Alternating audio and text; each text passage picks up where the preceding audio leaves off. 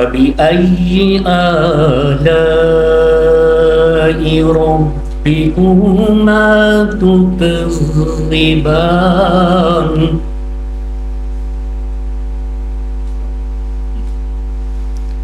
खलक़ल इंसान मिन सलसालिन कल फ़ख़्ख़ार।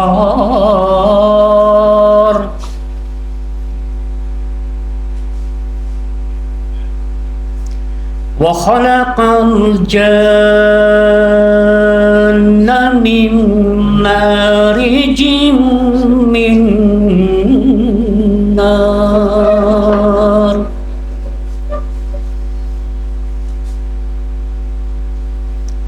फबिअय्यि आलाइ रब्बिकुमा तुकज़्ज़िबान।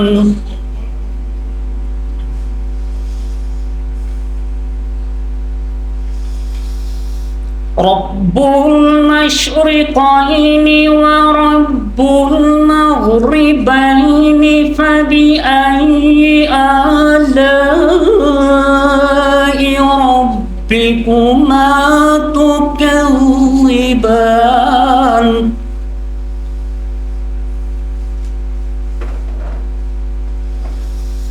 मरजल बहरैनि यल्तक़ियानि बैनहुमा बरज़ख़ुन ला यबग़ियान।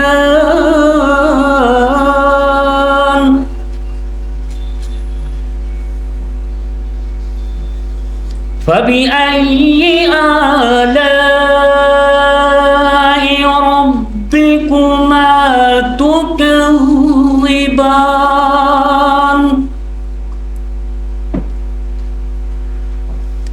यख़रुजु मिनहुमल लुअ्लुअ वल मरजान।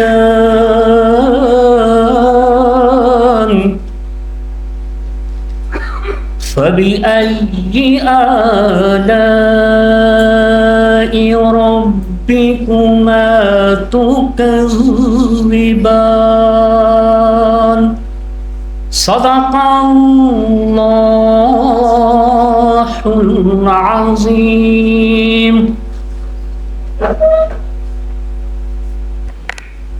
जज़ाकल्लाह।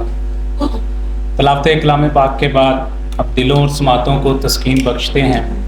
महबूब खुदा रहमतुल लिल आलमीन के ज़िक्र से मैं दावत देता हूँ जनाब मियाँ मोहम्मद अरशद साहब को कि वो आएँ और बारगाह रिसालत में हदिया नात पेश करें।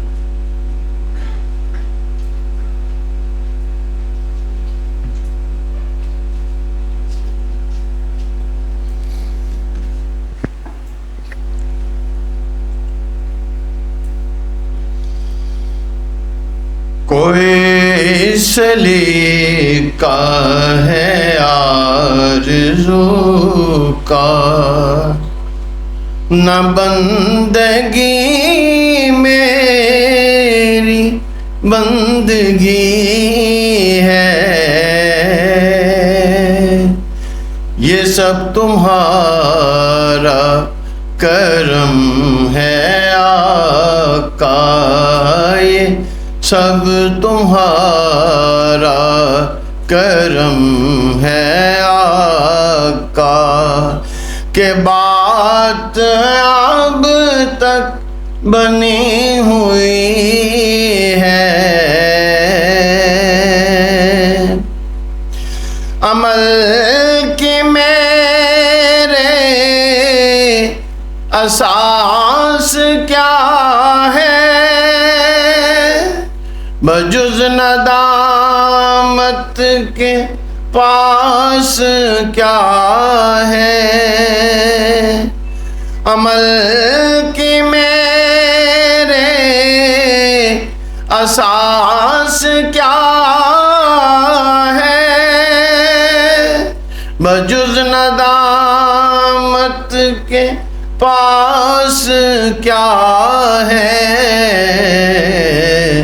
रहे सलामत बस उनकी निस्बत, रहे सलामत बस उनकी निस्बत। मेरा तो बस आसरा यही है,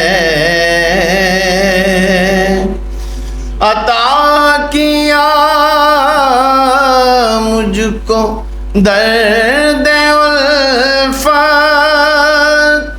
कहाँ थी ये पुरखता की किस्मत, अता किया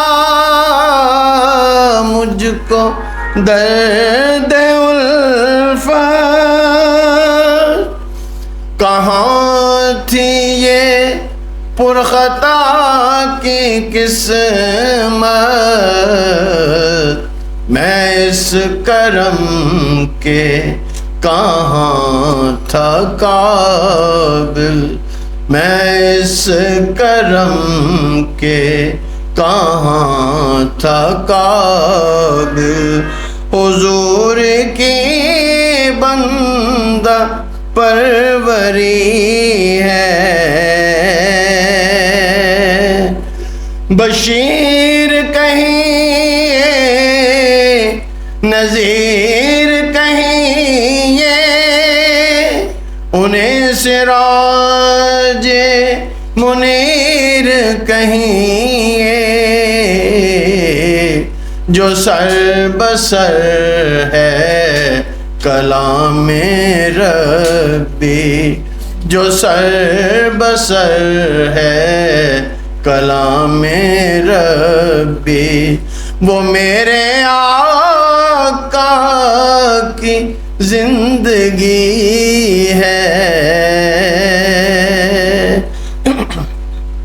यही है खालिद अताए रहमत, यही है खालिद बनाए अज़मत। नबी का इरफान जिंदगी है, नबी का इरफान जिंदगी है, नबी का इरफान बंदगी है। कोई सलीका है आरज़ू का, न बंदगी मेरी बंदगी है। ये सब तुम्हारा करम है आका, के बात अब तक बनी हुई है।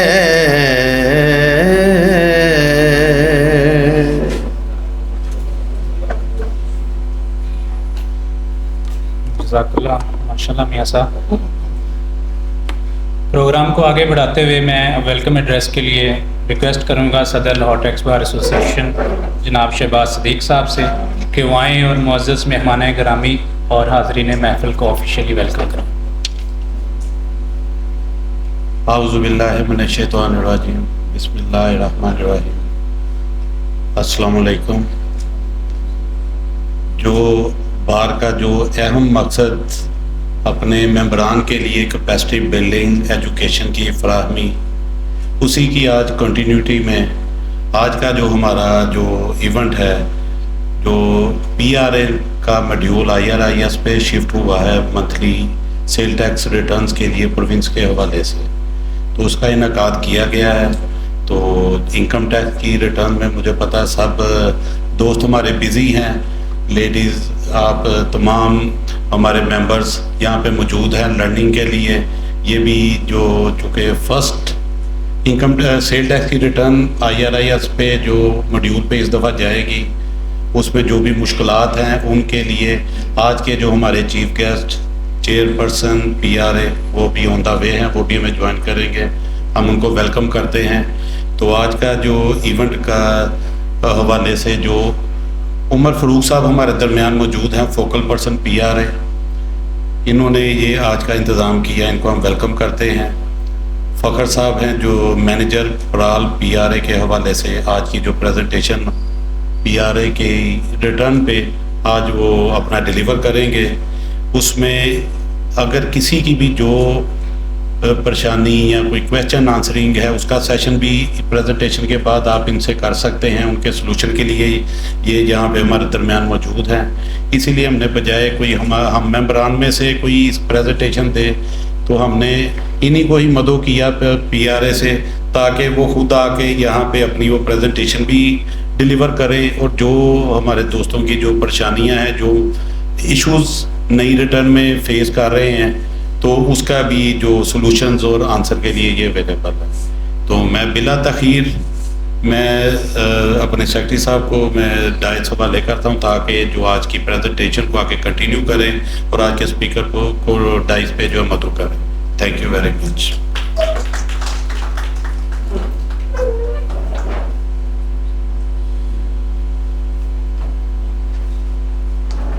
बहुत शुक्रिया जनाब सदर साहब ने काफ़ी इसमें एक्सप्लेन कर दिया आज के इवेंट के हवाले से। तो उसमें मेरी भी रिक्वेस्ट यही होगी कि मॉड्यूल तो आयरस तो हम ऑलरेडी यूज़ कर रहे हैं, उसमें थोड़ी सी माइनर सी चेंजेस होंगी, उसी के लिए आज हमने लाइव डेमो रखा है उसका, जिसको PRA में जो भी इश्यूज़ आ रहे हैं रिटर्न फाइलिंग के अंदर वो आप रियल टाइम में बताएंगे और हम उसका रियल टाइम सोल्यूशन भी आपको देंगे। अब बिला तकीर मैं रिक्वेस्ट करूँगा उमर फ़रूक खान साहब से, फोकल पर्सन है पंजाब रेवेन्यू अथॉरिटी, वो आएँ और हमें इस पर डेमोन्स्ट्रेशन दें। बिस्मिल्लाहिर्रहमानिर्रहीम। मैं बेहद मशकूर हूँ आप सबका, प्रेसिडेंट साहब, शहबाज साहब, आशिक अली राना साहब, सेक्रेटरी साहब और मेरे दरमियान जितने भी मेहमान बैठे हैं। टैक्स बार के साथ PRA का एक बहुत स्ट्रॉन्ग लाइजन है और हम पहले भी सेशंस करते रहे हैं WWF के हवाले से, PRA के जनरल इश्यूज़ के हवाले से, और आज आपके दरमियान आने का, हाजिर होने का मकसद सिर्फ इतना था कि आप माशाल्लाह सब प्रोफेशनल्स हैं और जितने अच्छे तरीके से आप हमें कोई फीडबैक दे सकते हैं नई रिटर्न के हवाले से, या आपके जो कंसर्न्स होंगे वो शायद वैलिड होंगे कंपेयर जो कि एक लेमैन है, क्योंकि आज जैसे कि मैंने अर्ज़ किया आप सब प्रोफेशनल्स हैं।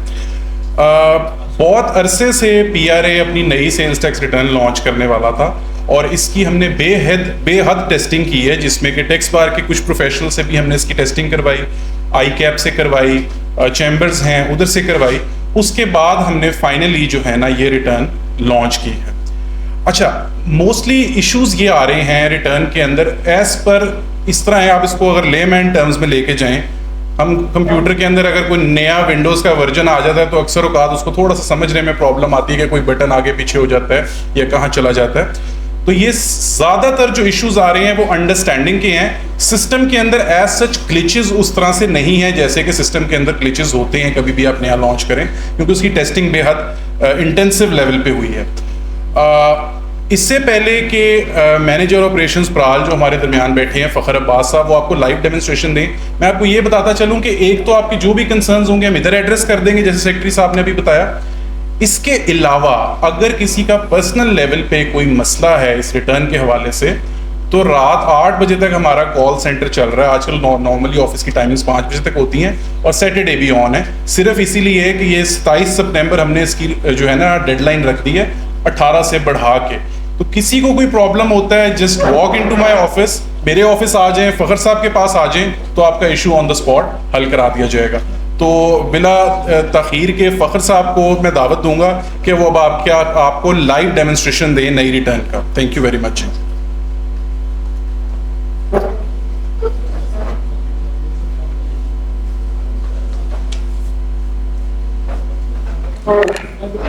जाहिद अतीक साहब, senior vice president Pakistan tax bar association, आपको इधर टीवी पे दिखा देंगे, आप प्लीज़ आगे आ जाए।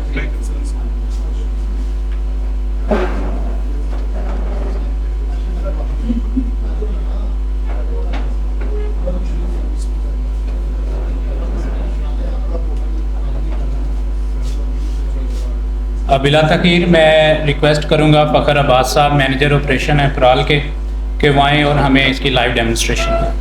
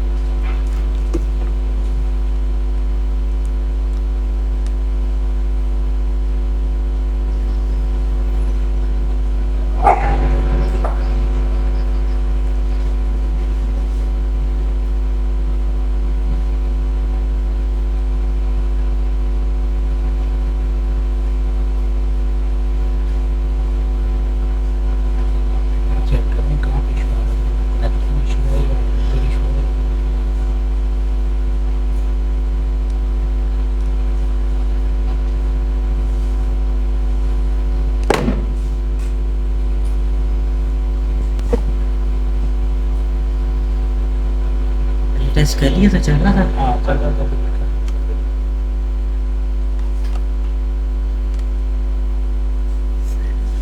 अब सही है, पूरी पहले बैक हो गई थी।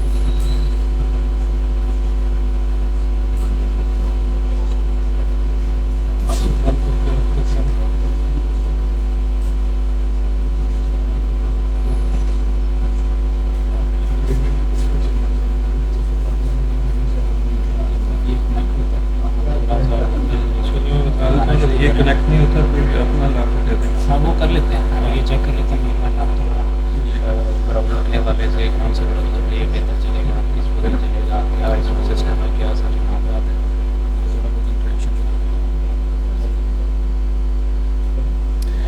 है। जी बिस्मिल्लाहिर्रहमानिर्रहीम। Thank you sir. फ़खर नाम है, जैसे बता दिया सर ने। पराल PRA-IT में होता हूँ, काफ़ी अर्से से वहाँ पे हैं, काफ़ी सारे लोगों को है जान पहचान, आते रहते हैं हमारे पास। तो अभी ये जो PRA-RS सिस्टम लॉन्च हुआ है, जैसे सर ने बता दिया, इसमें अंडरस्टैंडिंग इशू ज़्यादा हैं और जो ग्लिचेस हैं वो कम हैं। तो जब भी कोई नया सिस्टम आता है तो डेफिनेट उसमें कोई इश्यूज भी होते हैं। जब ये प्रोडक्शन पे जाता है एक्चुअल इशू उस टाइम पता लगता है। जब हम UAT वगैरह कर रहे होते हैं वो तो टेस्ट डाटा होता है, उस पर लिमिटेड एक्सेस होती है। तो अभी क्योंकि नया सिस्टम आया तो हमने काफ़ी सारे यूट्यूबर को भी देखा है, उन्होंने यूट्यूब पे इसके इश्यूज बना के लगा दिया है, जिसमें कहा है कि इसका पिन कोड चेंज नहीं हो सकता, इसमें एक्सेल टेम्पलेट्स नहीं है। तो अभी अगर ये सिस्टम चलता है तो मैं एक एक चीज़ आपको दिखा देता हूँ कि बात चेंज पिन कैसे होना है, टेम्पलेट्स कहाँ पड़े हैं। तो ऐसा कोई इश्यूज़ नहीं है, आप यूट्यूबर की बातों में ना जाएं। आप इस पे हमने सबसे पहले एक यूज़र मैनुअल बनाया है। यूज़र मैनुअल में विद स्क्रीनशॉट बड़ा डिटेल में, अगर लेमैन भी पढ़ता है तो उसको यूज़र मैनुअल की समझ आ जाती है कि हमने कहाँ पे जाके एंट्री करनी है, कहाँ से पिन कोड चेंज करना है, कहाँ से PSID बनानी है। ये सारी चीज़ें उस यूज़र मैनुअल में मौजूद हैं। मैं सजेस्ट करूँगा कि आप सब वो यूज़र मैनुअल ज़रूर पढ़ें। अगर उसमें कोई चीज़ अगर खामी नज़र आती है तो डेफिनेट हमें आप इन्फॉर्म भी करें। इसके अलावा एक जो जर्नल बहुत ज़्यादा सवाल आ रहा है कि एक्सेल टेम्पलेट्स जो है वो अपलोड नहीं हो रहा। ये तकरीबन हर बंदे का यही क्वेश्चन है कि जी एक्सेल टेम्पलेट अपलोड नहीं हो रहा। एक्चुअली एरस क्योंकि आप FBR का भी यूज़ करते हैं, जो ये एक्सेल फाइल है इसमें बहुत ज़्यादा फार्मूले वगैरह लगे होते हैं, सारी वर्किंग इसी एक्सेल से वो कैलकुलेट और चेक्स उसमें इम्प्लीमेंट होते हैं। इस वजह से ये नया वर्जन है, शायद इसमें आपको मसले आ रहे हों। बहरहाल ये ओवरऑल इशू नहीं है, जब एक दफ़ा आप U2 हो जाएंगे तो ये एक्सेल वाला मसला भी हल हो जाएगा। तो अभी हम कोशिश तो कर रहे हैं कि सिस्टम चल पड़े, अदरवाइज आप क्वेश्चन आंसर शुरू कर लें। चल गया है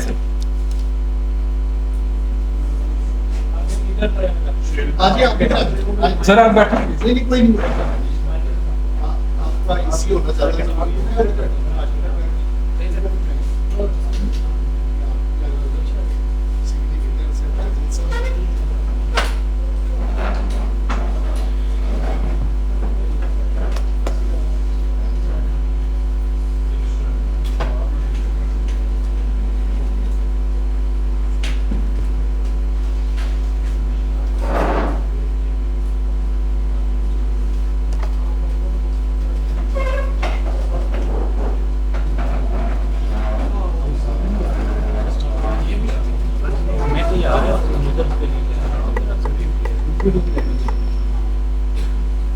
अच्छा ये सर मेरे ख्याल में आपको सामने नजर आ रहा है कि हमारे जो है इसमें सबसे पहले मैं बता दूं कि काफ़ी लोगों का ये क्वेश्चन था कि हमारे पुराने रिटर्न कहाँ गए हैं, कहाँ पे मिलेंगे, अगर आपने सबसे पहले रिटर्न भेजना है तो कहाँ पे पड़ा। तो ये सबसे पहले आपने यहाँ पे ये जो दिखाया हुआ है स्क्रीन शॉट, इस पर आप क्लिक करते हैं, ये पुराने जो फोटो था उस पर आपको ले जाता है। वैसे REG.PRA.punjab.gov.pk इसके ऊपर आपका वो यूज़र आईडी पासवर्ड चलेगा। आपके जो अगस्त से पहले वाले रिटर्न्स हैं, आपके पेमेंट का डाटा है, वो सारा यहाँ पे मौजूद है। आप जब मर्जी इस पर एक्सेस करके उसको ले सकते हैं। दूसरा, मैं लॉगिन करने से पहले थोड़ी सी यहाँ पे आपको बता दूँ, एक तो बहुत से सवाल था कि एक्सेल टेम्पलेट्स नहीं है, तो ये आपके सामने शो हो रहे हैं कि ये हमारे टेम्पलेट्स पड़े हुए हैं। एक्सेल का परचेज का भी है, सेल का भी है, एनेक्चर डी भी है, कलेक्टिंग एजेंट का भी है। और यूज़र मैनुअल जो मैं अभी बता रहा था, ये भी आप मैं खोल भी लेता हूँ, लाजमी इसको स्टडी करें। इसमें भी काफ़ी चीज़ें हैं आपकी हेल्पफुल हो सकती हैं। इसमें हमने एक एक चीज़ को डिटेल में डिस्कस किया हुआ है, किस तरह आपने इसकी अपलोडिंग वगैरह करनी है। इसके साथ हम कोशिश कर रहे हैं कि कुछ वीडियो ट्यूटोरियल बना के वो भी वेबसाइट पे रख दें, ताकि वो भी आपके लिए हेल्पफुल हो सके। इसके अलावा सर ने बता दिया कि सितंबर का मंथ जो फर्स्ट मंथ था, हम 9 to 8 ऑफिस में मौजूद हैं और सैटरडे भी ओपन है। सितंबर के मंथ में कोई भी आपको इश्यूज आता है, हमारी हेल्पलाइन के नंबर भी दिए हुए हैं और ईमेल का एड्रेस भी दिया हुआ है। आप हमें इस पोर्ट पे मेल भी करें और फ़ोन भी करें, विज़िट कर सकते हैं तो विज़िट भी करें। अभी सर मैं थोड़ा सा खोल के, अच्छा दूसरा यहाँ पे आपको बता दूँ, क्रिएट PSID की ऑप्शन यहाँ पे भी मौजूद है और पुराने सिस्टम पे भी मौजूद है।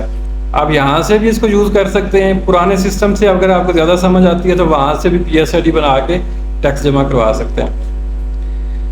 अभी मैं इसका लॉगिन करता हूँ। अगर आप में से कोई इंडिविजुअली कोई यहाँ पे आके लॉगिन करते किसी टैक्स पेयर का, तो मैं वहाँ से भी आपको दिखा सकता हूँ। अदरवाइज मेरे पास तो टेस्ट यूज़र होंगे, मैं उस पर आपको एक्सेस कर देता हूँ। आप लोगों में से किसी का भी अगर कोई यूज़र आईडी पासवर्ड है PRA, तो काइंडली आके यहाँ पे लॉगिन करते हैं।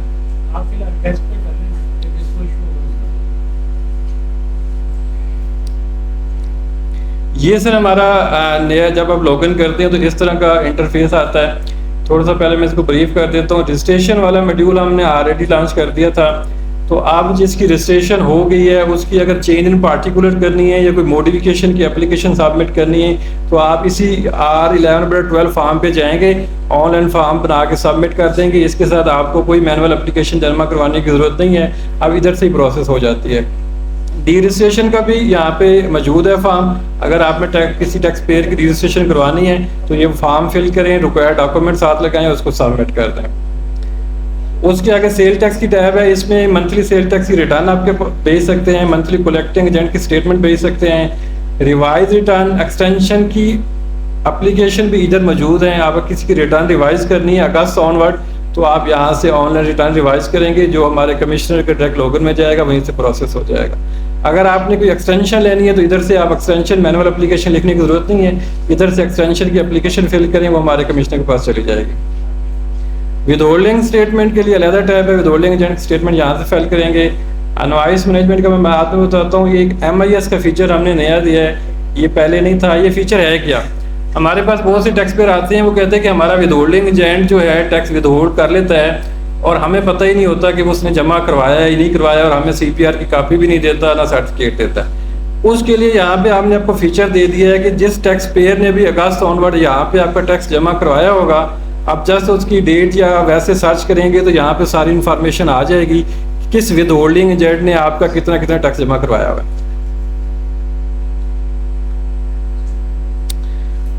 अच्छा, ये चीज़ जो अभी मैं बता रहा था, चेंज पिन की ऑप्शन यहाँ पे मौजूद है। विद इन 2 सेकेंड या 3 सेकेंड आप यहाँ से पिन कोड नया डालें, दोबारा डालें, ओके करें, और वो पिन कोड कहीं भी आप यूज़ कर लें, आप यूज़ कर सकते हैं, कोई ऐसा इशू नहीं है।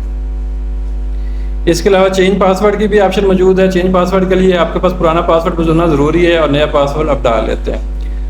और पासवर्ड फॉरगेट की ऑप्शन जैसे FBR के सिस्टम में मौजूद थी, वही हमने यहाँ पे अडॉप्ट कर दी है कि आप NTN CNIC डालें, वो मोबाइल पे और ईमेल पे कोड भेजेगा, उसी टाइम आप उसको एक्टिव कर लें। अगर वो ईमेल आपके पास अपडेटेड नहीं है तो आप एक छोटी सी एप्लीकेशन लिख के देंगे कमिश्नर को, जैसे आप FBR में जाते हैं, वहाँ पे जाने की ज़रूरत नहीं, एप्लीकेशन सबमिट करें, एक आध दिन में, 1 या 2 दिन में आपका वो मोबाइल नंबर और ईमेल अपडेट हो जाएगा, आप घर बैठ के फॉरगेट पासवर्ड कर लें। दूसरा, यहाँ पे आपका रजिस्ट्रेशन सर्टिफिकेट पड़ा हुआ है, आप उसका प्रिंट लेना चाहें, आपकी प्रोफाइल की सारी डिटेल पड़ी हुई है, PSID बनाना चाहें तो विदाउट लॉगिन भी बना सकते हैं, यहाँ से भी बना सकते हैं आप, क्योंकि आप बेहतर जानते हैं कि जो एरएस है इसमें अनेक्चर में एंट्रीज नहीं होती। यहाँ पे एक सेल लेजर होता है, उसी सेल लेजर में सारी एंट्रीज होती हैं, A की, B की और D की, और फिर ये आगे हम रिटर्न में जाके इनवॉइसेस को आपस में लिंक कर लेते हैं और हमारी रिटर्न तैयार हो जाती है। तो अभी ये सेल लेजर मैं खोलता हूँ, ये इस तरह का टेम्पलेट है। अगर आपने एक्सेल फाइल बना के यहाँ पे इंपोर्ट करनी है तो यहाँ पे आप चूज़ करें। इसमें A की भी टेम्पलेट यहीं पे अपलोड होगी, C की भी यहीं पे होगी, D की भी यहीं पे होगी। एक्सेल फाइल जो पड़ी है विदाउट लॉगिन पड़ी हुई है, आप लॉगिन करके यहाँ से उसको इंपोर्ट कर लेंगे। अगर आपकी थोड़ी एंट्रीज हैं तो आप उसकी यहाँ से मैनुअल एंट्री कर सकते हैं। अब उसका एंट्री देंगे,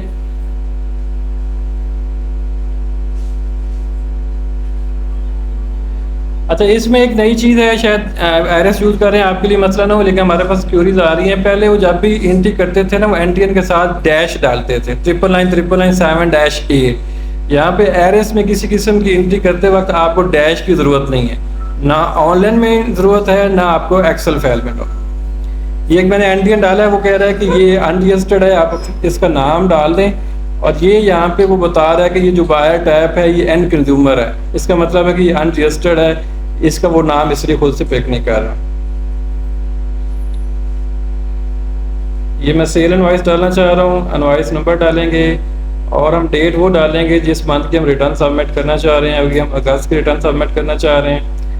यहाँ पे हम उसकी सर्विस सेलेक्ट करेंगे, यहाँ से उसके HS कोड आएंगे। ये एक नई चीज़ है, पहले आप NXSE में एंट्री करते वक्त HS कोड नहीं डालते थे। अब जो आपके प्रोफाइल में HS कोड आ रहे हैं वो यहाँ पे लिस्ट डाउन होंगे, आप उन्हीं में से एंट्री कर सकते हैं। अब बहुत से टैक्स पर हमारे पास आ रहे हैं कि हम रेंट ए कार की एंट्री करना चाह रहे हैं, लेकिन रेंट ए कार तो यहाँ पे HS कोड में हमारे पास आ ही नहीं रहा। उसका जवाब ये है कि रेंट ए कार अगर आप सर्विस दे रहे हैं तो पहले आपको प्रोफाइल में वो एक्टिविटी ऐड करवानी पड़ेगी। वो मॉडिफिकेशन आप करेंगे, चेंज इन पार्टिकुलर करेंगे, जो भी आप सर्विस दे रहे हैं वो अपने प्रोफाइल में ऐड करवाएंगे तो यहाँ पे HS कोड की लिस्ट में वो जो आपको शो हो जाएगी।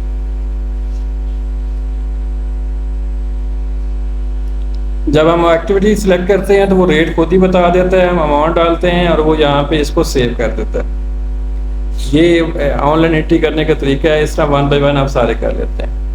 यहाँ पे जो नई चेंज आई है वो ये है कि जब यहाँ पे पहले आप एंट्री करते थे तो जिसका विद होल्डिंग डालना होता था कि यहाँ पे आके विद होल्डिंग डाल देते थे। अब यहाँ पे विद होल्डिंग नहीं डाल दे रहा, इसको फ्रीज किया हुआ है। इसकी रीज़न ये है कि हमने सेल इनवॉइस सेपरेट कर दी है, विद होल्डिंग सेपरेट कर दी है। अब जैसे सेल इनवॉइस हमने डाली है उसी तरह आप यहाँ पे जो इनवॉइस टाइप है, पहले हमने सेल रखी थी, अब हम विद होल्डिंग रखेंगे, बाकी पार्टिकुलर सेम रहेंगे, इनवॉइस नंबर डेट सेम रहेंगे और यहाँ पे हम विद होल्डिंग की दोबारा एंट्री कर देंगे। क्योंकि मैं दोबारा बता देता हूँ, काफ़ी सारे लोगों का कंप्लेंट है कि हम विद होल्डिंग ऐड नहीं कर पा रहे। विद होल्डिंग ऐड करने के लिए सेल इनवॉइस अलहदा डालना पड़ेगी, साथ विद होल्डिंग की डालना पड़ेगी। कुछ टैक्स पर ये भी करते हैं कि वो सेल की नहीं डाल रहे और सिर्फ विद होल्डिंग की डाल रहे हैं, सिस्टम एक्सेप्ट नहीं करता। सिस्टम विद होल्डिंग उसी इनवॉइस के अगेंस्ट एक्सेप्ट करता है जहाँ पे सेल मौजूद हो।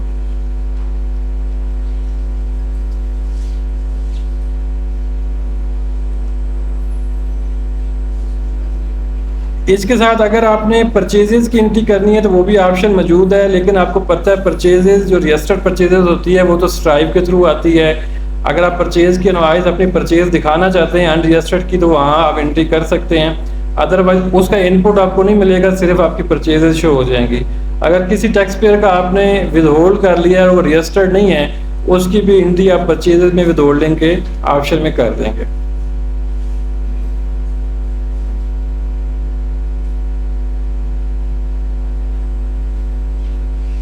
ये सर हमारा इनवॉइस था। जो हमारा इनवॉइस सारी कंप्लीट हो जाते हैं तो फिर हम रिटर्न में जाते हैं। यहाँ से आपने आके रिटर्न ओपन करनी है। सबसे पहले आपने पीरियड सेलेक्ट करना है।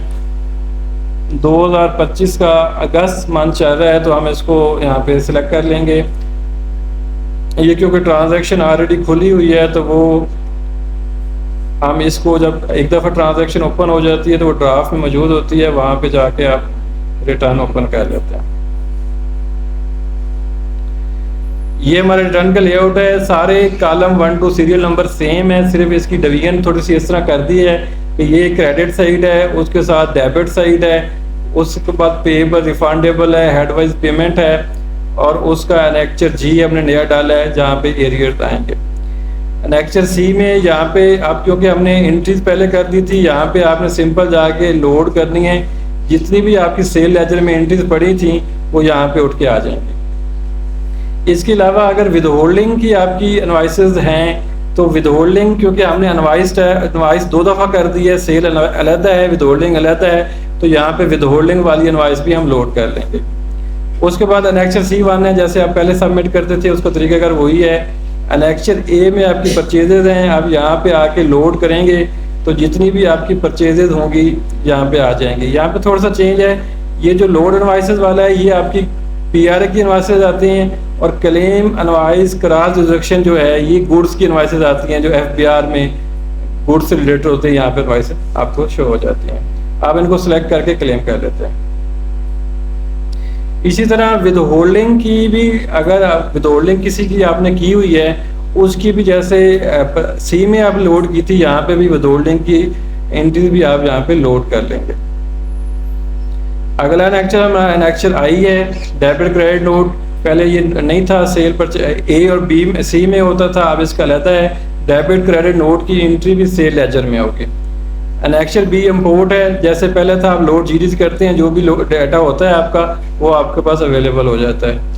एनेक्चर डी जो हमने IT सर्विसेज के लिए इंट्रोड्यूस करवाया था, जो IT सर्विसेज देते हैं वो एग्जाम्प्ट है, और यहाँ पे उसकी एंट्री करना ज़रूरी है, वो उसके लिए ऐड करते हैं। उसके साथ पेमेंट का सेशन है, जब आपकी रिटर्न बन जाती है आप PSL जमा करवा देते हैं, यहाँ पे आके सर्च करेंगे तो पेमेंट जो आपने बनाई हो आपके पास शो हो जाती है। आगे वेरिफिकेशन है, वेरिफिकेशन के बाद सबमिट हो जाता है। जब आपने ये सारे एनेक्चर बना लिए हैं तो आपने मेन डाटा पे आना है और इसको आपने कैलकुलेट लाजमी कराना है। जैसे आप कैलकुलेट कराते हैं आपकी सारी एनेक्चर ऑटो फिल होके आपके पास आ जाते हैं। एनेक्चर ए वाली वैल्यू एनेक्चर ए में आ जाती हैं, सी वाली वैल्यू एनेक्चर सी में आ जाती हैं, और पूरी रिटर्न आपकी तैयार हो जाती है। आप इसको सेव करके पेमेंट्स और अटैच करके सबमिट कर सकते हैं। इसी के साथ जब ये रिटर्न सबमिट हो जाती है तो आप रिवीजन की एप्लीकेशन भी डाल सकते हैं, एक्सटेंशन भी की डाल सकते हैं। ये छोटा सा और छोटे टाइम में, थोड़े टाइम में ब्रीफ था इसका। अब हम मूव करते हैं क्वेश्चन आंसर की तरह।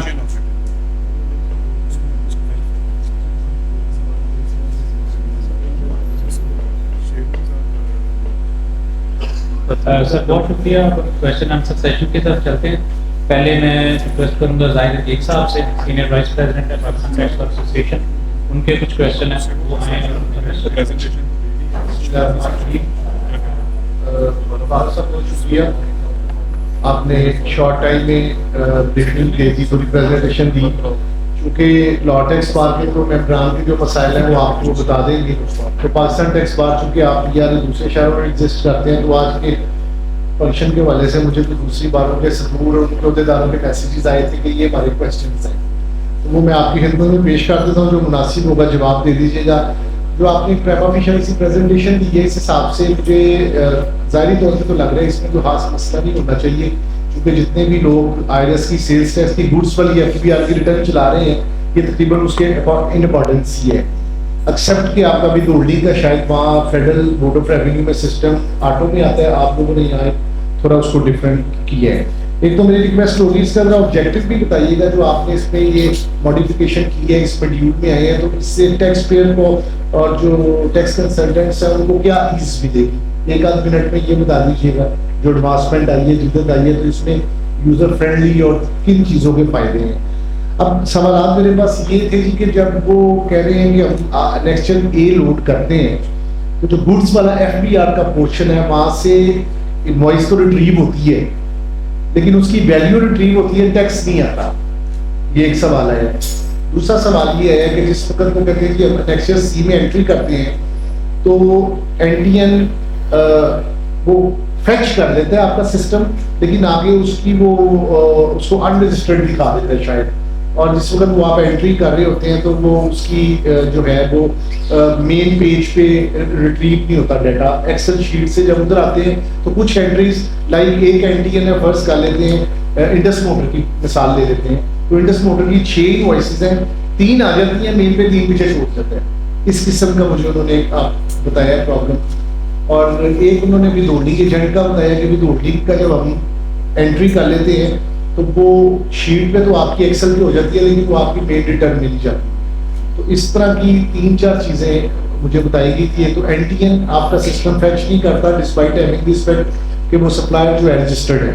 दूसरा विदहोल्डिंग जो है वो प्रॉपर्ली फैच नहीं होता, एक्सेल शीट पे तो एंट्री हो जाती है, मेन रिटर्न तक नहीं पहुँचती। तीसरा जो मैंने आपसे अर्ज किया उसका कुछ एक्सपोर्ट करते वक्त जब आप उसको इंपोर्ट करते हैं फाइल को तो कुछ पार्शियल डेटा आ जाता है, पार्शियल डेटा वहाँ रह जाता है।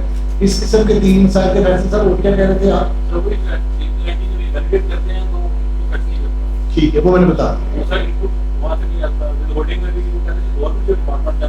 सिर्फ उनकी है। हाँ, ये इशू है कि आपका सिस्टम जो है वो समझता है कि सिर्फ एफटीएन नंबर वाले भी विदहोल्डिंग एजेंट है, बट एज पर रूल्स तो जो पब्लिक लिमिटेड कंपनीज हैं और जो दीगर विदहोल्डिंग एजेंट्स हैं उनका डेटा भी शायद फैच नहीं हो रहा। तो ये 4-5 चीज़ें आप जरा नोट कर लीजिएगा। अब आपसे एक्सक्लूसिव भी जो भी मेम्बरान के मसाइल हैं वो टाइम टू टाइम डिस्कस करते रहेंगे। डेफिनेटली आप एक नई चीज़ लेके आए हैं और इसमें थोड़ा सा लोगों को प्रॉब्लम आएगी, और आपका अगर वो रिस्पॉन्स ज़रा क्विक होगा, प्रॉम्प्ट होगा, तो इंशाल्लाह फिर ये सिस्टम ज़्यादा स्मूथली इफेक्टिवली चल सकेगा। शुक्रिया।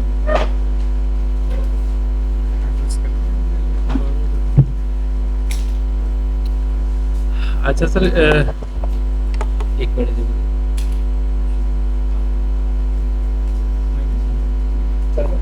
नहीं अभी बताना है ये जी फिर बाद में ओपन हाउस कर लेते हैं, जिसका जो मसला है वो बताते हैं। अच्छा सर, इसमें जो क्वेश्चन सर ने किए हैं इसमें एक तो मैंने एक्सेल फाइल का शुरू में पहले ही बता दिया था कि ये थोड़ा सा टेम्पलेट्स में शुरू में हमें इश्यूज आएंगे, क्योंकि ये नया टेम्पलेट्स है और इसी एक्सेल टेम्पलेट से आगे सारी वर्किंग हो रही होती है कि जब आप अपने लोड करते हैं तो सिस्टम नेट पे जाके उसको देखता है कि कौन रजिस्टर्ड है, कौन अनरजिस्टर्ड है, किसके अगेंस्ट विदहोल्डिंग एजेंट की पेमेंट होनी है, किस के अगेंस्ट विदहोल्डिंग एजेंट की पेमेंट नहीं होनी। इसमें जो जनरल हमारे पास मिस्टेक्स आई हैं वो ये आ रही हैं। एक तो जब मैंने शुरू में बता दिया था एनटीएन डालते हैं तो 7 डिजिट डाल देते हैं, एनटीएन के साथ एक्सेल शीट में डिजिट नहीं डालना, सिंपल 999 7 डालना है, -8 नहीं डालना। दूसरा हमारी थोड़ी सी एक एक्सपीरियंस था कि हम जब कोई वैल्यू डालते थे, टैक्स कैलकुलेट करते थे, उसको हम राउंड में कर देते थे।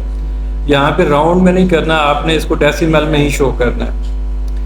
तीसरी जो इसमें कॉमन एक मिस्टेक हम कर रहे हैं वो ये है कि मैंने यहाँ पे बताई भी है डिटेल में, हमारे पास प्रोफाइल में वो सर्विस कैटेगरी नहीं है, लेकिन हम उसके अगेंस्ट एंट्री करना चाह रहे हैं through excel file. Rent a car की मैं एंट्री कर रहा हूँ, लेकिन वो रेंट ए कार की सर्विस मेरी प्रोफाइल में मौजूद नहीं है।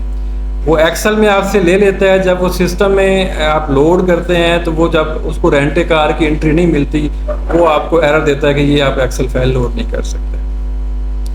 दूसरा सवाल था जो कह रहे थे कि एनेक्सर ए में जब हम गुड्स की इनवॉइसेस लेते हैं वो वहाँ पे लोड हो जाती हैं, लेकिन मेन पे उनका इनपुट नहीं दिखाता, वैल्यू दिखा देता है, टैक्स की अमाउंट नहीं दिखाता।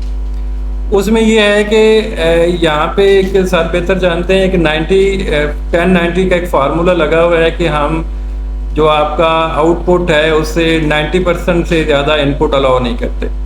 जब आप सेल की कोई भी एंट्री करते हैं, जब उसको पता चल जाता है कि इसकी सेल ये है, आप कैलकुलेट करते हैं तो वो आपको एनेक्सर ए में आपका इनपुट उतना दिखा देता है। इससे सर कोई अलावा इशू हो तो काइंडली वो मुझे बताइएगा, वो हम उसको देख लेंगे। बाकी सर ने एक बात की थी कि जब हम एनटीएन डालते हैं और सिस्टम उसको रिकॉग्नाइज नहीं करता, उसका नाम नहीं उठाता, तो उसमें यही है कि अगर वो एनटीएन रजिस्टर्ड है तो डेफिनेट फौरन नाम उठाता है, अगर नहीं उठाता तो फिर उसको हम चेक कर सकते हैं कि वो रजिस्टर्ड है क्यों नहीं उठा रहा। एक सर और ने बात कर रहे थे कि विदहोल्डिंग की बात कर रहे थे। विद होल्डिंग का थोड़ा सा सिनेरियो अब चेंज किया है, पीछे भी चेंज किया था, अब दोबारा थोड़ा सा चेंज किया है। विद होल्डिंग एजेंट दो तरह के हैं हमारे पास। एक सिंपल विद होल्डिंग जो है मैन्युफैक्चरर है, एफबीआर में रजिस्टर्ड है, हमारे पास सिर्फ विद होल्डिंग जमा करवाता है। एक with holding agent come service provider है, जिसने हमारे पास रिटर्न भी जमा करवानी है और विद होल्डिंग की एंट्री भी करवानी है। अभी पीआरए का मौक़िफ़ ये है कि जो सिर्फ हमारे पास विद होल्डिंग एजेंट है वो हमें विद होल्डिंग टैक्स जमा नहीं करवाते, लेकिन इनपुट क्लेम कर लेते हैं एफबीआर में। हमें फिर एफबीआर के साथ रिकन्सिलेशन में इश्यूज आते हैं, वो हमें कहते हैं कि इतने टैक्स पेयर आपके इनपुट ले गए हैं, लेकिन हम जब अपने सिस्टम में देखते हैं तो वो विद होल्डिंग हमें जमा ही नहीं होता। इसमें पिछले दिनों भी एक चेक लगा कि जब तक विद होल्डिंग जमा नहीं होगी तो हम उसका इनपुट एफबीआर में रोक देंगे, नहीं अवेलेबल करेंगे। अभी इस सिस्टम में नया चेक इन्होंने लगवाया है कि जब तक विद होल्डिंग एजेंट पहले विद होल्डिंग की पेमेंट नहीं करेगा तो आप अनेक्चर सी सबमिट नहीं कर सकते। उस एंट्री का अनेक्चर सी सबमिट नहीं होगा जो आप विद होल्डिंग एजेंट के अगेंस्ट कर रहे हैं। पीआरए में सिर्फ विद होल्डिंग एजेंट रजिस्टर्ड है, जब तक वो विद होल्डिंग की पेमेंट थ्रू सीपीआर नहीं करा देते। ये थोड़ा सा टेक्निकल था, लेकिन आपको बताना जरूरी है, क्योंकि आपको पता होगा तो कल टैक्स पे को भी पता होगा। Thank you. और वो जो दूसरा आवेदन है, ये एक आपने एक्सप्लेन, हाँ सॉरी, जो हमारे पास service provider cum withholding agent है, उसने हमारे पास ही रिटर्न जमा करवानी है। उसके पास ऑप्शन है 1 मंथ, 2 मंथ, 3 मंथ में। अगर वो विद होल्डिंग जमा नहीं करवाएगा तो हम सप्लायर का 7A बना देंगे, उसके अगेंस्ट एनेक्चर सी फौरन उसी मंथ सबमिट हो जाता है। जी सर शुक्रिया। आप ऑडियंस में से किसी दोस्त का अगर क्वेश्चन है तो वो मामला पूछ सकते हैं। अच्छा सॉरी, मैं यही बात याद कर रहा था, मुझे भूल गई थी, बैठे फिर बताता हूँ। अब हो ये रहा है कि हम जब सेल इनवॉइस कर देते हैं तो उसको हम सेलेक्ट करते हैं ये इंटरमेडियरी है। जब हम विद होल्डिंग की इनवॉइस सबमिट करने जाते हैं तो हम उसको कहते हैं ये एंड कंज्यूमर है। उस केस में आपको ये मैसेज आता है कि आप इसके अगेंस्ट विद होल्डिंग नहीं डाल सकते, ये एफटीएन होल्डर ही डाल सकता है।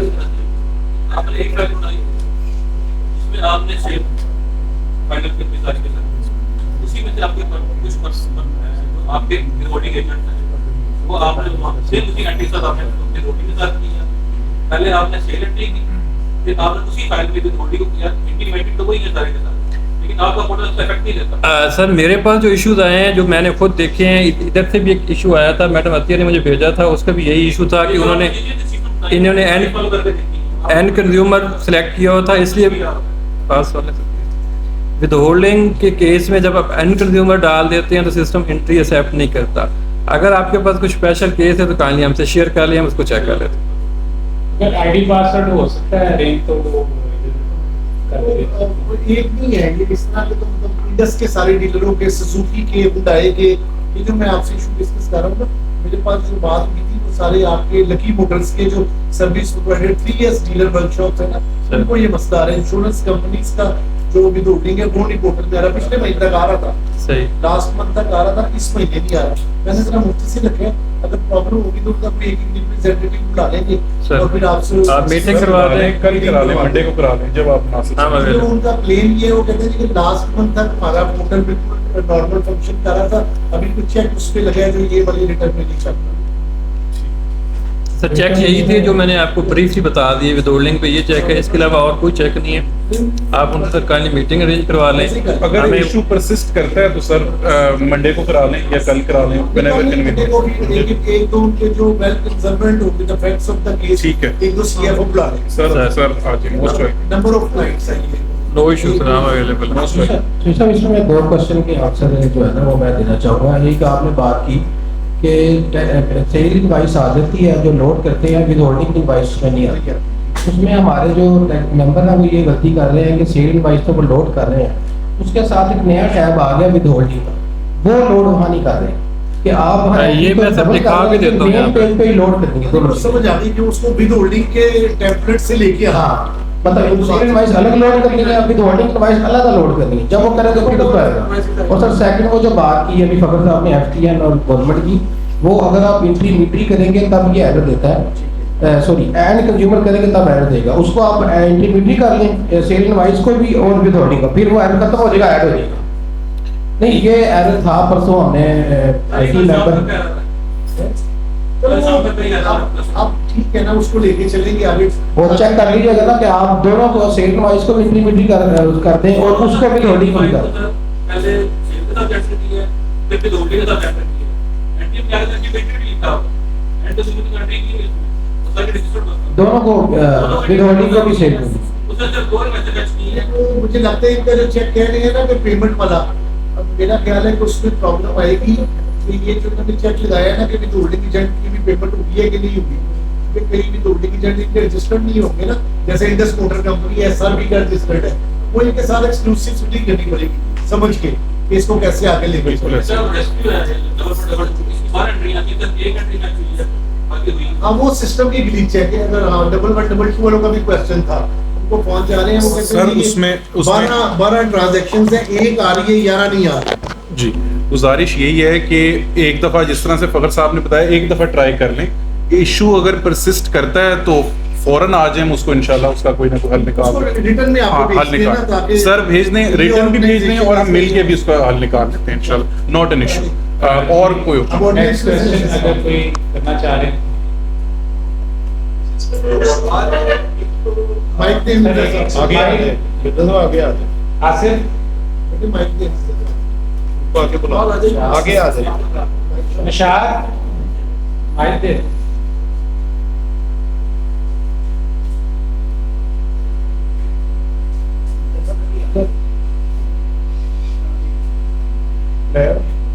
अच्छा, एक तो चूंकि पीआरए का ताल्लुक है सेल्स टैक्स एंड सर्विसेज से और मोस्टली डिपार्टमेंट स्पेशली गवर्नमेंट के डिपार्टमेंट, गवर्नमेंट ऑफ पंजाब के सारे डिपार्टमेंट एक ऑफिस के जरिए टैक्स विथहोल्ड कर लेते हैं। उस विथहोल्डिंग को आप का मैकेनिज्म अब किस तरह से ट्रीट कर रहे हैं, मैं ये समझना चाह रहा हूँ कि आप जब अपनी इनवॉइस के ऊपर उसका क्लेम डालते हैं तो हम जाहिर है जो टैक्स विधायक होगा उसको क्लेम करेंगे, लेकिन वो आपके एंड पे उसको कैसे ट्रीट किया जाता है, आप एजीबी की पेपर्स को आप किस तरह पीआरए एक तो टैकल कर रहे हैं, ये क्वेश्चन है। दूसरा ये कि इंश्योरेंस कंपनीज में सर्विस सेक्टर बहुत बड़ा इन्वॉल्व है और तमाम इंश्योरेंस कंपनीज अपने तमाम सर्विस प्रोवाइडर का पूरा टैक्स काट लेती है, उसको भी किस तरह से टैकल किया जा रहा है। ये दो मेन सेक्टर है एक्चुअली, एक ऑफिस की पेपर से रिलेटेड और दूसरा इंश्योरेंस। तीसरा ये गाइड कर दीजिए कि जब हम सेल्स टैक्स रिटर्न को रिवाइज करना चाहते हैं तो एफटीआर का जो सिस्टम मॉड्यूल है वो हमें ऑटो अलाउ करता है 60 डेज के अंदर विदाउट एनी परमिशन, उसमें वो अलाउ कर देता है। आपका ये नया सॉफ्टवेयर इसको किस तरह से देखता है सेल्स टैक्स रिवीजन के बारे में? Thank you. जैसे पहले मैं सेल टैक्स रिवीजन का आपको जवाब दे दूं, हमारा सेक्शन ये कहता है कि अगर आपका पेएबल जो है वो बढ़ गया है, पहले अगर 1000 रुपये था आप ज़्यादा कर रहे हैं तो वो फिर उसमें आपको ऑटो अप्रूवल की अप्रूव ज़्यादा दे देता है, उसमें आपको एप्लीकेशन सबमिट नहीं करना पड़ती। अगर आपका पेएबल इंक्रीज़ नहीं हो रहा उस सिलसिले में आपको अप्रूवल लेना पड़ती है कंसर्न कमिश्नर से। इंश्योरेंस जी मैंने सब लिखे हुए हैं, मैं बता रहा हूँ। बाकी इंश्योरेंस कंपनी का सर आपने क्वेश्चन किया कि वो मुख्तलिफ वर्कशॉप से सर्विस ले रहे हैं। हाँ तो वो जी वर्कशॉप की पेमेंट पे 100% टैक्स विद होल्ड हो जाता है, लेकिन जब वर्कशॉप वाला अपना नेक्सस सबमिट करता है तो उसके ऊपर इंश्योरेंस कंपनी इनपुट भी लेती है और साथ विद होल्डिंग भी जमा करवाती है। ये इसी तरह चल रहा है, इसमें कोई चेंज नहीं है सर। तीसरा सवाल आपकी एजी ऑफिस की विद होल्डिंग का था। डेफिनेट एक ये नई चीज़ है कि कुछ वाइंडर्स का टैक्स डायरेक्टली डिडक्ट हो जाता है और डायरेक्टली पीआरए के हेड ऑफ अकाउंट में चला जाता है। इसको सर हम देख रहे हैं, इसका हम कोई मैकेनिज्म बना रहे हैं, या तो हम एजी ऑफिस को इसकी वेरिफिकेशन करवा दें या इस सिलसिले में हम आपको वैसे अलाउ कर दें कि आप उसकी विद होल्डिंग क्लेम कर दें। सर नुमान यहिया साहब तशरीफ लाए हैं, former president of law tax bar association. Sir आप कोई क्वेश्चन या कोई और दोस्त करना चाहता है तो वो भी पूछ सकते हैं। माइक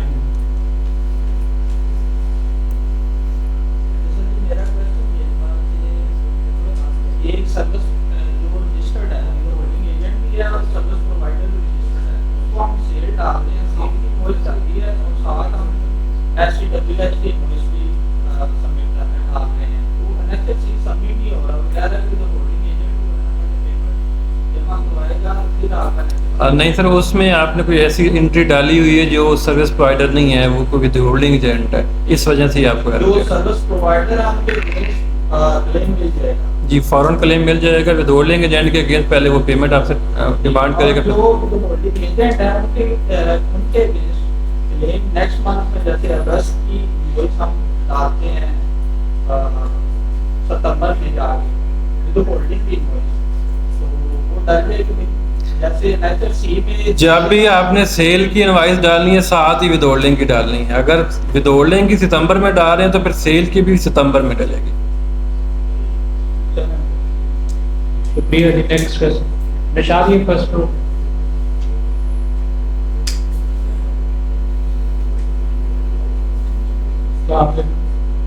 सर ये 1/5 काटते हैं जी ऑफिस वाले, जो कि सेल टैक्स का 20% पर, तो रिमेनिंग जो 80% है वो रह जाता है, उसके सिलसिले में कोई अपडेट कर रहे हैं आप? सर जो पीआरए का है वो 1/5 वाला कंसेप्ट नहीं है। पीआरए में 100% विदहोल्डिंग होती है। अगर वो 1/5 कर रहे हैं तो फिर उनकी मिस्टेक हो सकती है। पीआरए के रूल के मुताबिक 100% विदहोल्डिंग है, पूरे का पूरा टैक्स विदहोल्ड हो जाना है। ये एफबीआर का रूल है कि 1/5 वो विदहोल्डिंग करते हैं, बाकी वो पीएसटी की बात कर रहे हैं, ये पीएसटी 100% है जी। नेक्स्ट क्वेश्चन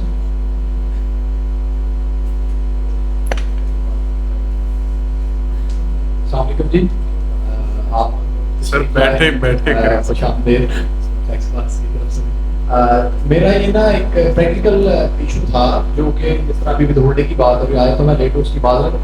सिर्फ इतनी सी बात है कि जिन लोगों का आपने जो ये रोक दिया ना कि जब तक पेयर जो सर्विसेज ले रहा है वो विदहोल्डिंग टैक्स जमा नहीं कराएगा, उसमें ये होता है अगर आप अलाउ भी कर दें तो उस बंदे को अमूमन पेमेंट नहीं होती जब तक, क्योंकि इनपुट में नजर नहीं आता। जो फेडरल में अगर चला जाए ना, जिस पार्टी का फेडरल में अगर आपकी रजिस्ट्रेशन है या जो माल आप सप्लाई सर्विस दे रहे हैं उसमें फेडरल में अगर इनपुट की एडजस्टमेंट लेनी है तो वो अमूमन पेमेंट ही नहीं करता पार्टी के। पहले आप कहते हैं इनवॉइस करें और फिर उसको उस पेमेंट के अगेंस्ट इनपुट एडजस्टमेंट। तो मेरी रिक्वेस्ट है कि ये अगर आप सर वो यही तो चालाकी कर रहे हैं ना पीआरए के साथ, वो एनएक्चसी सबमिट करवा लेता है और एफबीआर में जाके इनपुट ले लेता है। पीआरए में इनपुट नहीं मिलता जब तक नहीं। अभी सिस्टम में चेक लगा हुआ था, उससे पहले क्या हो रहा था? पहले तो यही हो रहा था, एनएक्चसी सबमिट करवा के एफबीआर में जाके इनपुट ले लेता था, हमें विदहोल्डिंग जमा ही नहीं करवाता था, इसलिए ये चेक लगाया था। अब इससे भी अगला हमने चेक लगवाया, वो मैं आपसे फिर बाद में डिस्कस कर लेता हूँ। नहीं सर, मेरा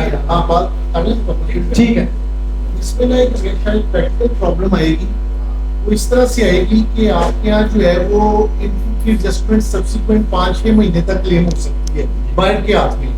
अब आप यहाँ पे सेलर से तो सर्विस प्रोवाइडर से तो उसी महीने में भी विदहोल्डिंग की एंट्री करवा रहे हैं। अगर वो बायर ने अगले महीने में या उससे सब्सिक्वेंट मंथ में क्लेम की तो ये जो टाइम लाइन का डिफरेंस आएगा, ये मेरा यहाँ से तो मुझे तो जब वो क्लेम करेगा लाइक नेक्स्ट मंथ में करता है वो उस पर डिपॉजिट कराएगा। यहाँ से अगर आप अपने एक दफा आपने ये वाला विदहोल्डिंग रिजेक्ट कर दिया, क्लेम नहीं किया, इनएडमिसिबल कर दिया, तो सब्सिक्वेंट तो मुझे मिलेगा नहीं, उसको कैसे केटर करेगी? अगर ये क्वेश्चन तकरीबन उससे मिलता जुलता था। फर्ज करें मैंने आपको अपनी सर्विस ऑफर कर दी और आपको आउटपुट भी दे दिया, क्योंकि मेरे बायर ने अभी विदहोल्डिंग का पोर्शन उसमें से डिपॉजिट नहीं किया, वो जाके 2 महीने बाद कर दिया, तो फिर उसको किस तरह से मेरे सिस्टम मेरे पोर्टल में तो आपको वो अमाउंट लेके आनी है ना, कि मैं ताकि सब्सिक्वेंट मंथ की लायबिलिटी में जब भी मुझे वो आ जाए पैसे, मैं अपनी लायबिलिटी को उस महीने में तो रिड्यूस करूं। सही है ये चीज को भी आप सर ये ना जो आपने अभी हाईलाइट किया है, नुमान साहब ने भी हाईलाइट किया है, ये ऑलरेडी ना इशू हमारे पास नोटेड है। इसमें जैसे फखर साहब ने भी बताया कि इसका हमें नुकसान क्या हो रहा था पास्ट में, लेकिन अल्टीमेटली अब हमारी ना डेली एसोसिएशन से मीटिंग हो रही है तो ये चीज़ बहुत ज़्यादा नोटिस में आ रही है कि ऑब्वियसली हाँ एक सर्विस प्रोवाइडर बाउंड हो गया और विद होल्डिंग एजेंट अगर नहीं जमा कराता तो वो बाउंड हो गया। ये ऑलरेडी सर इशू नोटेड में है। जो हमारी मेंबर हैं सपोर्ट सर्विस, उनसे भी आने से पहले भी बात हुई है कि इसका हम फौरन कोई ना कोई हल निकालते हैं, पर रेवेन्यू लॉस नहीं होना चाहिए किसी भी जगह पे, ऐसा इसका कोई हल निकलेगा या गालिबन डीलिंग की ऑप्शन दे देंगे सिस्टम के अंदर, या इसका कोई ना कोई और हल होगा। मगर ख्याल है अगर डीलिंग की ऑप्शन भी आ जाएगी तो उससे एटलीस्ट रिटर्न फाइल हो सकेगी, मसला नहीं होगा। कोई ऐसी ऑप्शन रखनी पड़ेगी कि अगर आपका रेवेन्यू स्टेक पे है तो टैक्स पेयर का राइट भी स्टेक पे है, उसका भी लॉस नहीं होना। I understand, already noted sir, highlighted. जी और भी क्वेश्चन?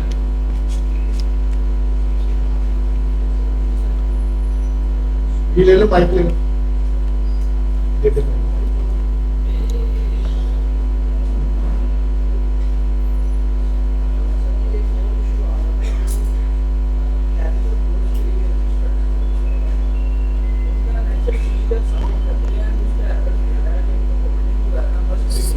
नहीं, अभी तक फोन नहीं आया, सीएम ऑफिस में बैठे सर। मैं तो ऑप्शन की हुई है, लेकिन क्या करें सर, हमारे ख्याल में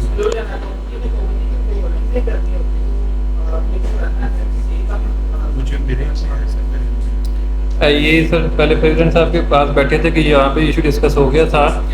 ये एक्चुअली कुछ टैक्स पेयर हैं जो हमारा ट्रांसपोर्ट का काम करते हैं ना, उनका एक नोटिफिकेशन हुआ है कि उनकी 50% विदहोल्डिंग हर सूरत होनी है।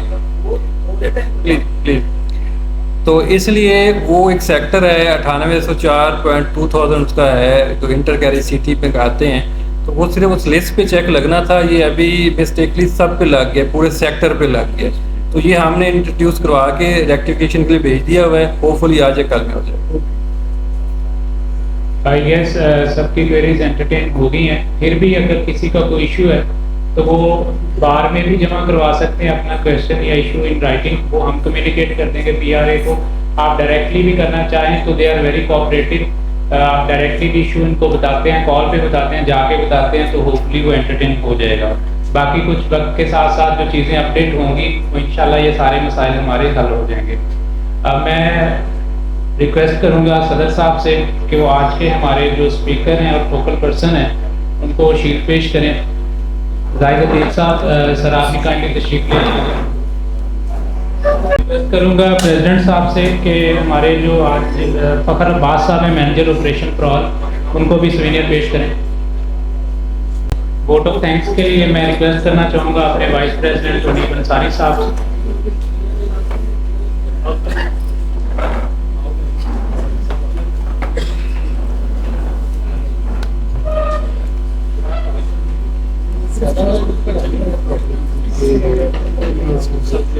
बहुत शुक्रिया सेक्रेटरी साहब।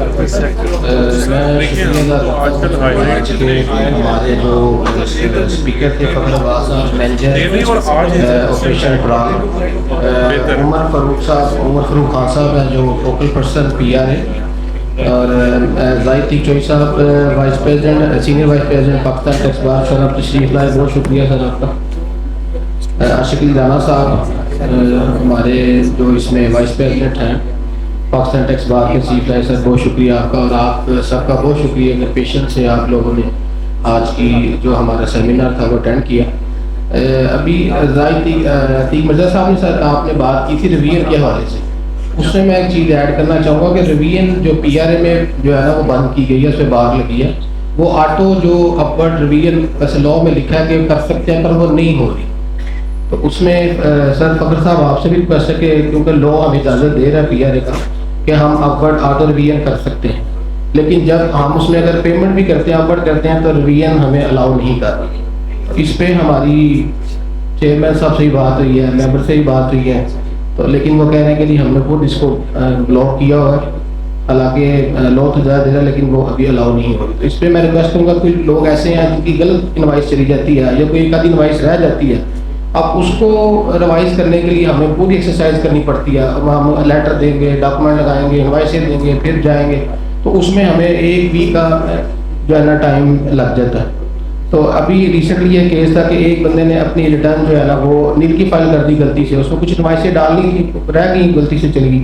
अब उसने क्योंकि वो अपवर्ड ही है 5-6 इनवाइसें डालनी थी, अब उसको भी जब हमने किया है तो वो नहीं अलाउ कर रहा, हालांकि सिस्टम को ऑटो अलाउ करना चाहिए, हमने उसका चलान भी पे किया, सब कुछ किया, तो वो नहीं कर रहा। तो इसको मैं समझता हूँ इसको देखें कि ऑटो रिवीजन जो है जब हमें लॉ इजाज़त दे रहा है तो सर इसको ओपन कर दें ताकि सब दोस्तों का फ़ायदा मेंबर्स का, तो वो जो प्रॉपर रिवीजन करना चाहते हैं कम से कम वो तो मैं समझता हूँ कि उनको अलाउ होना चाहिए। वैसे भी सब्जेक्टिव ऑडिट तो वो आपके पास हर वक्त अवेलेबल ही है, एक्सपेरियंस कहाँ जाते हैं वो आप अभी वैसे नए सिस्टम पे तो ये चेक नहीं लगा, अगर आपने याद करवा दिया उसे भी लगवा दें। नहीं पुराने सिस्टम पे तो ये चेक लगा हुआ है, पुराने पे जो लास्ट जुलाई तक तो चेक था, ये जरूर हम इसमें है कि इसमें जरूर कंसर्न आपके पहुँचा देते हैं। बहुत शुक्रिया सर आपका, थैंक यू वेरी मच। कहते